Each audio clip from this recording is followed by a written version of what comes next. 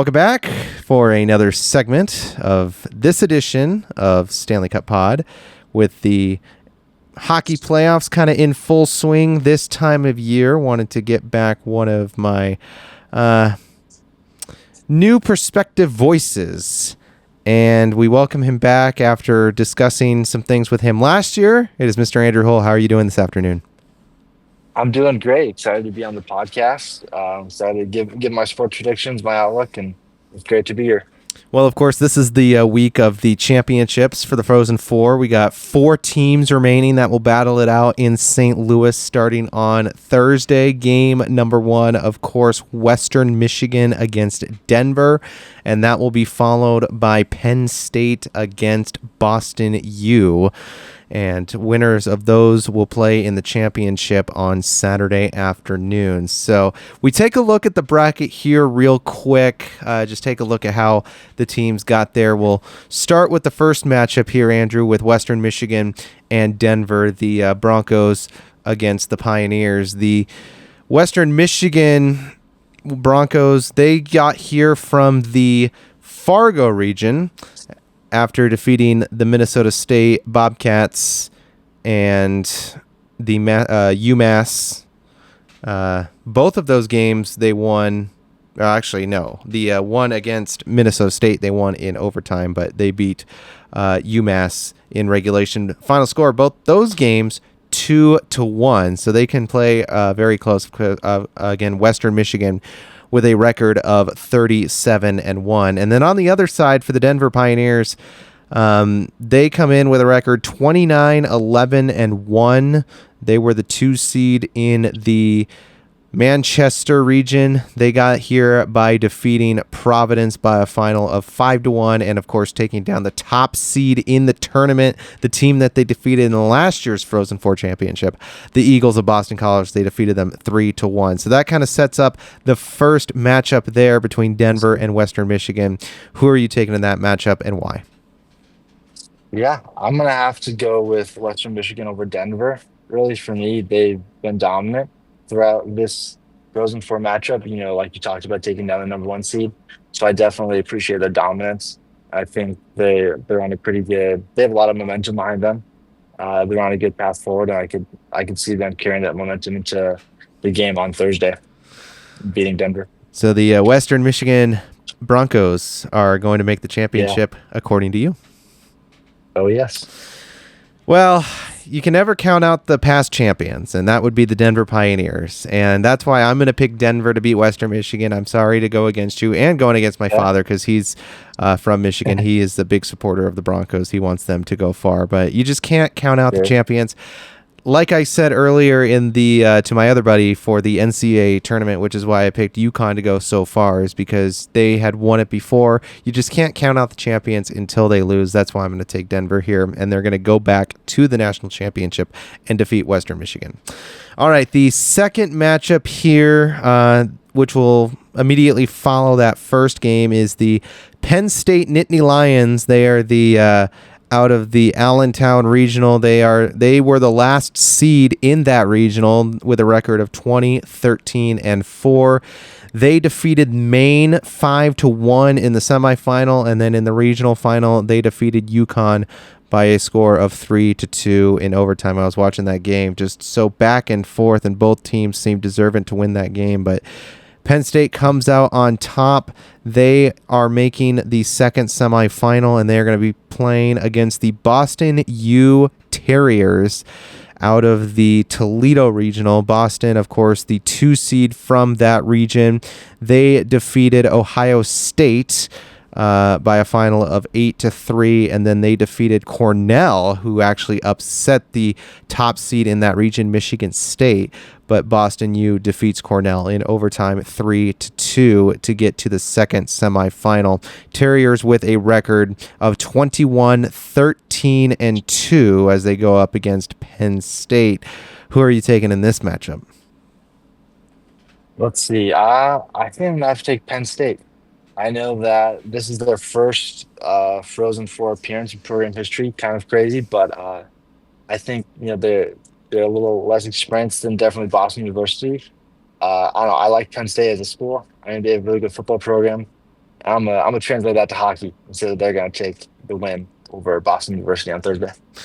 Something interesting I learned is that not too long ago, the Penn State hockey team started out as a club, Ooh. was not really affiliated with the university in much of a way, and then here, a few years ago, they get the upgrade to a university team. They joined the NCAA and the Big Ten, and they keep riding the momentum here out of the Allentown Regional to get to the Frozen Four. They're, like you said, the first in their franchise is history. They're going to want more, and they're going to carry all of that energy and momentum into this game against Boston U. And, of course, Boston, they've made the Frozen Four countless times. They were here just a couple of seasons ago. In fact, they had a game, I believe, against Boston College, because I remember it being Boston against Boston. But, I like the momentum with the Penn State Nittany Lions. Is it enough to defeat the Terriers of Boston U? I'm going to say yes. And Penn Okay. State, they won out of their regional in overtime. I think that this has the potential to be an overtime game. I'm kind of glad that it's the second game of the semifinal doubleheader, because I think it's going to be a little bit more intriguing than that first matchup. And again, no shame to Yeah. Denver and Western Michigan. That's going to be a great matchup too. I just think that Penn State and Boston U as the second matchup is the best choice, because that is going to be electric. The people at the Enterprise Center are going to get their money's worth out of not just the first game, but that game as well. Give me the Nittany Lions to beat Boston U and face off against Denver in the national championship. Yeah. Okay. I like that pick. Very good. I think I'm so excited to watch Penn State play, see how they can do against some tough competition. All right, well, now we have our predictions set for the championship. Starting with you, Western Michigan Broncos against the Penn State Nittany Lions. A very intriguing matchup. You have Penn State again, 20-13-4. Western Michigan with a record of 37-1. So not too different, but Western Michigan does have some more wins. They go up here against Penn State, according to you. Who is your Frozen Four champion in 2025? Yeah. So I feel like, I like Penn State a lot. They're a younger team. It's more of an amazing story than Western Michigan. But I think that for me, I'm gonna have to go with the team who they have more wins, they have more experience in the Frozen Four. And I'm gonna be picking Western Michigan to win the NCAA 2025 Frozen Four. And I guess I'd say that for a couple reasons. One, more wins. I'd say more experience as a team. I mean, they've been to the Frozen Four numerous times in the past couple of years, and so just seeing that, seeing how close they've gotten, I think they can really take it home over Penn State this year. And I have to ask you, because when you first filled out your bracket before the tournament even started, of course, all the matchups have been different, and you and I both don't have any teams left in the Frozen Four. Starting with Yeah. you, I mean, you had Boston College, Minnesota, Maine, and Michigan State. Your Frozen Four, you had Boston College against Maine in the championship, and of course, you had the Eagles winning it by a final of 3-2. Now that we're kind of giving our predictions for this go around, knowing who's actually going to be in those matchups. Of course, you just told me that you think Western Michigan is going to defeat Penn State. Do you still are you still going to side by that final score of 3-2, because you have a 3-2 final in the championship? You Mhm. also have it in overtime. Are you going to stick by that, or is your final score prediction going to change as well?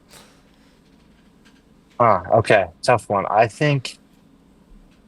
gonna say the final score 3-1 regular time. Yeah, I think Western Michigan is gonna play dominantly over Penn State.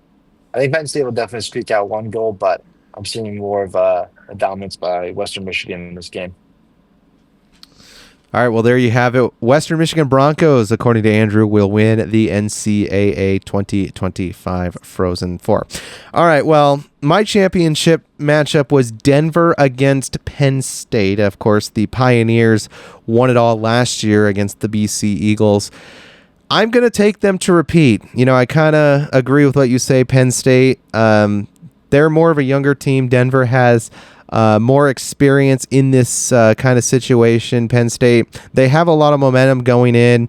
I gave them a lot of credit in the semifinal to make it here to the championship game, but I don't think they have enough to defeat the Pioneers of Denver. So give me Denver. I'm going to still stick with my final of 3-2. I'm not going to say it's going to be an overtime, but I do believe it's going to be tied 2-2 in the third, and then it will be Denver to get a goal late in the third to win it out in regulation. And of course, my final four was Boston College, Minnesota, Quinnipiac, and Michigan State. So just like you, I am 0 for 4 as well when I filled out my bracket prior to the tournament getting underway. But again, Denver against Penn State. I'm taking the Pioneers by a final of 3-2. So those are our Frozen Four predictions, and we'll see how it comes around. We'll check back in after the game plays on Saturday. Sounds good. I'm excited to see how it all plays out.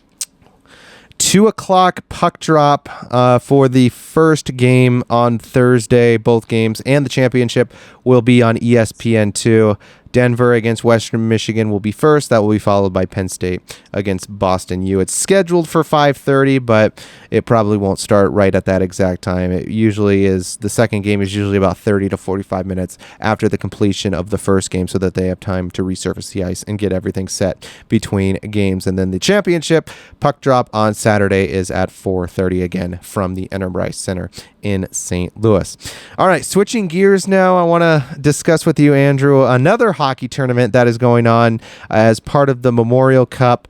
I will just we'll get to a couple of the other leagues here in just a second, but the one that we're focused on here out on the West Coast area is the WHL, with the playoffs going on right now. Of course, you and I both being from the Portland area, we're going to be focused here on Game 7 here, going to be played against the Winterhawks against the Prince George Cougars. I just want to ask, how nervous are you for that 7th and final game tonight?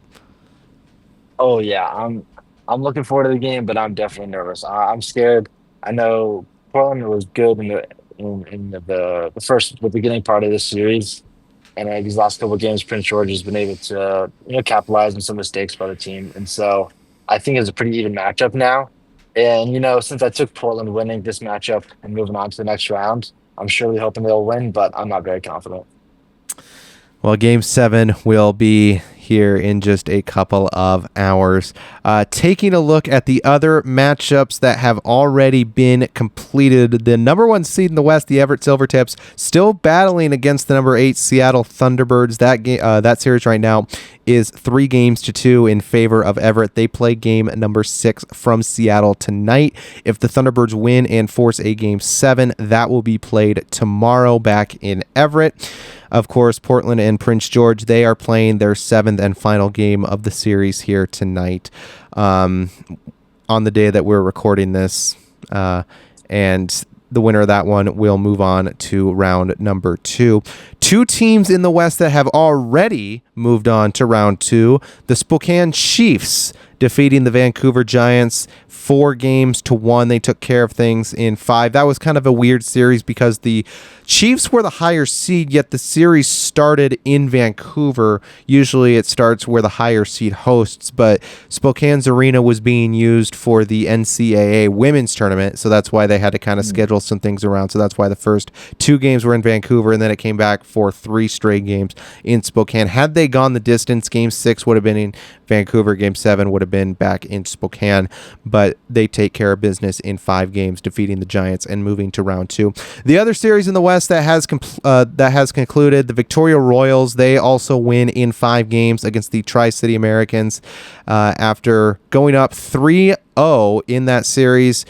Tri-Cities does win Game 4 to force a Game 5, but Victoria was victorious in that Game 5, and they move on to round 2. So we don't exactly know the second round matchups in the West yet, Andrew, because we know Spokane and Victoria are both going to be there, but we don't know who they're going to play yet because we don't have the conclusion of Portland and Prince George, Seattle and Everett yet. Once those series complete, then we'll know who plays who in the second round. Perfect. Yeah, I know. We'll have to wait for these 2 games till they play out. And according to, so I'm just going to give a little bit of some information here, as the WHL playoff format is a little bit odd compared to different hockey tournaments, and that might mess with our brackets a little bit, because I didn't really realize that before we fill out the brackets. I figured that I knew that they reseeded, but they reseed based on division. So what would happen? So if Portland ends up beating Prince George here tonight, and moving on to round 2, and Everett beats Seattle. So assuming that the second round is Everett against, or the second round includes Everett, Portland, Spokane, and Victoria. The first round is based on the division standings. Then it goes to overall. So if it's Everett, Portland, Spokane, and Victoria, it just goes by overall record, meaning Everett, who ended with the best record in the West, they would still get Portland. Spokane and Victoria would play each other. However, because Spokane had a better overall record than Victoria is the 2 seed, but Spokane is the 3 seed. It would flip-flop because the Chiefs had a better record, so the series would begin in Spokane. But Portland and Everett would still play each other. That series would begin in Everett, of course, because Everett had a better record than Portland. So just a little bit of information for those of you listening. That's how things would go. However, if it's the opposite and Seattle and Prince George both come out on top in those series, then Spokane would play against Seattle, and then Victoria would play against Prince George. So very interesting playoff scenarios. Again, we won't know those round 2 matchups until those other 2 series complete. Even if one is complete, then we will, by process of elimination, we'll know who will play who depending on what happens in that final series. But we'll definitely have to keep our eyes open on the score box for both Everett and Seattle's Game 6 and Portland and Prince George's Game 7. Yeah, it's exciting. It's the WHL format is tough to remember and understand exactly how it works. I get it. Now, in your bracket here, Andrew, that I'm looking at, you have Everett, Portland, Spokane, and Victoria all moving on in the West. You have Everett and Victoria in your West final, and of course you have Victoria representing the West in the championship. So your bracket is still very much alive. You're so far 2 for 4 with the matchups in the West. Again, you could be 4 for 4. We are not sure yet because only 2 of the series have concluded. But just taking a look at the bracket so far, you are in pretty good shape, and so am I, because we pretty much picked the same. I also had Everett, Portland, Spokane, and Victoria moving on to round 2. So both of us are in pretty good shape on the West side. Yeah, we're doing good. So over on the East, there is a matchup already set in round 2. It's going to be the Calgary Hitmen taking on the Lethbridge Hurricanes, that based on overall record. So that series will get started on Thursday. Lethbridge, of course, took care of Brandon in 5 games in the first round series. Calgary swept Saskatoon in their first round series. 3 of the 4 series on the east side have completed. So what we know for sure is Calgary is taking on Lethbridge. Medicine Hat defeated Swift Current in 5 games. That was the one over the Ace. The Medicine Hat Tigers are moving on to round 2. They await their opponent because they will play the winner of the series between the Prince Albert Raiders and Edmonton Oil Kings. That series right now tied 3 games apiece. They play Game 7 tomorrow night in Prince Albert. So just taking a look here, the matchups you had here, Medicine Hat, Saskatoon, Brandon, and Prince Albert. So far you have one of those correct. You could have 2 if Prince Albert does come out on top in their series, but you of course had Saskatoon and Brandon winning their series, and they did not. But still going the possibility of having 2 for 4, 50%, pretty good for the east side, which I would assume that you don't pay as much attention to as you do on the west side. No, definitely not. Definitely focus on the west side. It's my winter half. And back to my bracket here, I have Medicine Hat, Lethbridge, Calgary, and Prince Albert. So I'm so far 3 for 3, but we'll see if I am 4 for 4 again. Still awaiting that matchup between Prince Albert and Edmonton, Game 7 tomorrow. Just taking a look at the brackets overall, both of our final matchups are still very much alive because you have Victoria against Medicine Hat, the 2 seed out of the West, taking on the 1 seed out of the East, and of course you have the Tigers winning the WHL. And then I also have Everett and Prince Albert meeting in the final. So it's kind of a flip-flop. You have the 2 out of the West and the 1 out of the East. I have the 2 out of the East and 1 out of the West because my final is Everett against Prince Albert. So my bracket will be pretty busted if Edmonton does win that game tomorrow because I have Prince Albert going pretty far. So definitely going to keep my eyes on that game tomorrow. And, of course, with the Portland and Prince George series, we both had them losing in round 2. So that really doesn't make much of a difference if Prince George does defeat Portland, but they don't really get much further than round number 2. So definitely going to keep our eyes on these matchups here, Andrew, and just as the WHL playoffs keep going, it's going to be exciting as we come down the stretch. Yes, very exciting. It's great to keep up with these teams. I know it's been fun to watch. I personally, for me, with the WHL, I love seeing some good defense, and so it's been nice watching over there. They've been playing pretty well, and then we'll see the game tonight with Portland facing off against Prince George Cougars. We'll see how that defense goes tonight. Taking a look at the other 2 leagues from the CHL, of course, the Memorial Cup will get underway in May, and the WHL champion will represent one of those teams. The other 3 teams are the host team, Oceanic, and then the 2 other champion from the leagues, the OHL Ontario Hockey League and QMJHL Quebec Maritimes Junior Hockey League. I'm just going to fill you in on what's going on in the OHL postseason right now. Round 2 is all set. The round 2 matchups are going to be the 1 seed Brantford Bulldogs. They are taking on the Oshawa Generals. Brantford defeated North Bay in round 1, 4-1, and Oshawa defeated Brampton 4-2. That is not the 1 seed. The 1 seed is the London Knights, who were in the Memorial Cup last season. They lost in the championship to Saginaw, the hosts, and their OHL counterparts. London is going to be taking on the Erie Otters. London, of course, did sweep Owen in round 1, and we take a look at Erie. They defeated Saginaw 4-1. So 2 of those series already set. The other 2 are going to be the Barrie Colts. They defeated the Niagara Ice Dogs in round 1, 4-1. They are going to be going on against the Kingston Frontenacs. Kingston swept Sudbury 4-0 in round 1. And then the last series in the OHL second round is going to be the Windsor Spitfires.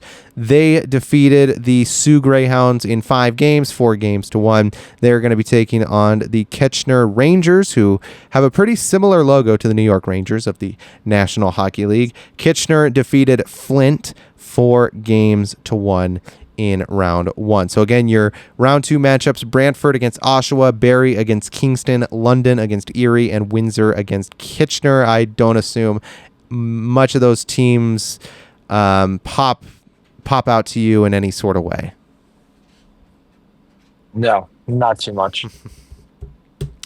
I just know from watching last year, the London Knights, they still have the best record in the OHL. So I'm still going to be riding with the London Knights to make it back to the Memorial Cup as the representees from the OHL league. And then taking a look at the QMJHL bracket.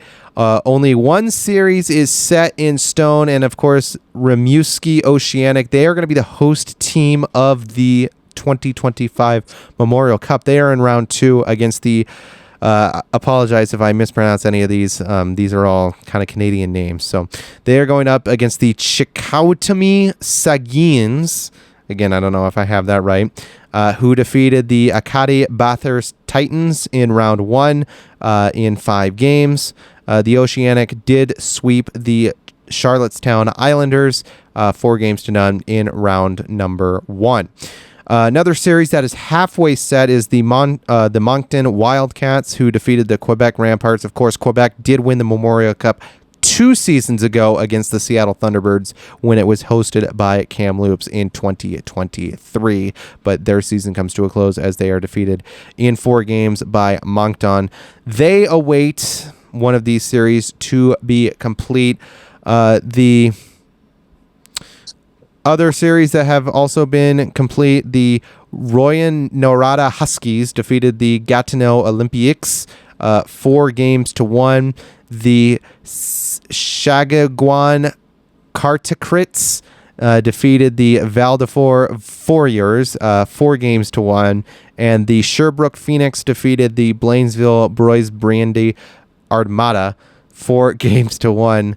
And then some series that is still going on right now. One crucial one that I'm keeping my eyes on is the Halifax Mooseheads against the Drummondville Voltigeurs. Of course, Drummondville was the QMJHL representee in the Memorial Cup last season. They ended in last place. They did not win a single game in that tournament. Halifax, I know because they defeated Portland in the Memorial Cup first opening round and championship 12 years ago back in 2013. So I still kind of have a grudge from that. So Halifax leads that series 3-2. The other series that is also at a 3-2 standpoint is the Baie-Comeau Drakkar against the Cape Breton Eagles. Baie-Comeau leads 3-2.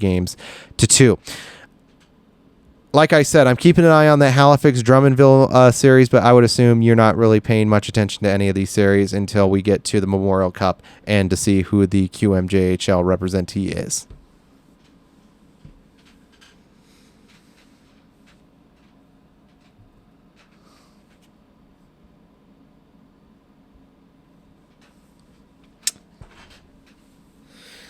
And again, I hope I pronounced all those names to the best. Yeah, here you go. I hope I pronounced those names to the best of my ability. Of course, the QM is more French because it is towards Quebec. So again, apologies if I mispronounce any of those team names. But I think now that I have Andrew back, I think I'm going to ask him again because I'm going to be keeping my eyes out on the Halifax Drummondville series. But none of these series, I would assume, pop out to you more than any in the WHL, if I am correct. Yeah, you are correct. I mainly pay attention to the WHL, and then once it gets to the World Cup, then I'll pay attention to all the teams and excited to see, some teams I don't know quite as well, see how they play. All right. Well, we have the Frozen Four and the WHL postseason both in full swing. One last thing here, I know we're going to wrap things up here pretty shortly here, Andrew, is Alex Ovechkin. He breaks Wayne Gretzky's all-time goal-scoring record. Nobody thought anyone would beat 894, the great one, Wayne Gretzky, getting to there back in 1994, and 31 years later, Alex Ovechkin scores goal number 895 against Ilya Sorokin and the New York Islanders. Just a big celebration for him. They stopped the game. Gretzky and NHL Commissioner Gary Bettman spoke on center ice, just congratulating Ovi on a milestone record breaking. And one thing to note is he scored 42 goals this season, Andrew. In a season, he missed multiple games because of a broken leg. So he was still able to come back, have a 14th 40-goal season, and not only that, break Wayne Gretzky's all-time scoring record. I just want to ask you real quick, were you watching that game at all when Ovi broke the all-time scoring record? Well, I was not watching that game, but I did see a few highlights and clips, and it was still amazing to see on replay. Yeah, Alex Ovechkin now is the top goal scorer in the NHL, 895, and still playing. Capitals are the top seed, as I mentioned earlier, in the Eastern Conference. They've already clinched a playoff spot, so they're going to be playing all the way through May. So plenty more goals coming from Ovechkin. It's almost certain he'll get over 900. The question now is if he reaches 1,000, that will be another big milestone. One more question for you, Andrew, before we wrap things up. Do you ever think anybody else will catch Ovi, depending on how many goals he eventually scores by the time he retires? But just taking that 894 threshold that was set by Wayne Gretzky, do you think any other player in the National Hockey League will come close to that? I think it took, 31 years for Ovechkin to beat Wayne Gretzky's record. I think since it took that long, I don't really see any other player Well, getting it in the I near will future? I will correct you on that. It did not take Ovi 31 years because, of course, Ovechkin was not in the league in 94 when Gretzky Yeah, retired. yeah. Ovi entered the league in 2005. So in the 20 seasons that Ovechkin has played, he has been able to score 895 goals. But just going back to what you were saying, it just seems impossible for any other player in the NHL. You know, granted, we still have some great kids coming in. Like Riley Leonard, who has played for Boston College, now playing for Washington. Of course, you got Connor Bedard on Chicago, and then some veterans as well. You know, Sidney Crosby. You know, he will go down as one of the great players as well to ever play in the NHL, but he's nowhere close to that 894 threshold. I mean, just with the only chances I think we really have are with these new kids, entering the National Hockey League. But even still, 894 just seems like a long distance. Oh yeah, it's very hard to beat. Well, that'll wrap things up here on this little segment here, Andrew. Want to once again thank you for hopping on and discussing some Frozen 4 WHL and touching a bit on the Ovechkin record. Thank you for joining us here today. Yeah, thank you. It's been my pleasure. It's been good to talk about hockey, Final Four, WHL, and I'm excited to see how it plays out tonight and through the rest of the playoffs. All right, well, the WHL playoffs will continue through May. Of course, you got the Memorial Cup. Frozen 4 will come to a conclusion at the end of this week. We have the semifinals on Thursday and the final on Saturday. NHL postseason is coming your way here in just a couple of weeks. The regular season winding down. Teams still trying to clinch those final playoff spots. Of course, we've already had multiple teams clinch a playoff spot. We've also had a couple multiple teams that have been eliminated from postseason attention. So it'll be interesting as the field fluctuates. The teams that have clinched the playoffs have not clinched their spot or what seed they're going to be, so things can still kind of move around. Teams could move up, they could move down, and it could give us some potentially different matchups than how it looks right now. So we'll definitely keep an eye on how the NHL regular season comes to a close. And as the Stanley Cup playoff approaches here in just a couple of weeks, this is certainly a great time of year. Andrew, thank you very much, and we'll talk to you again soon. All right, sounds good.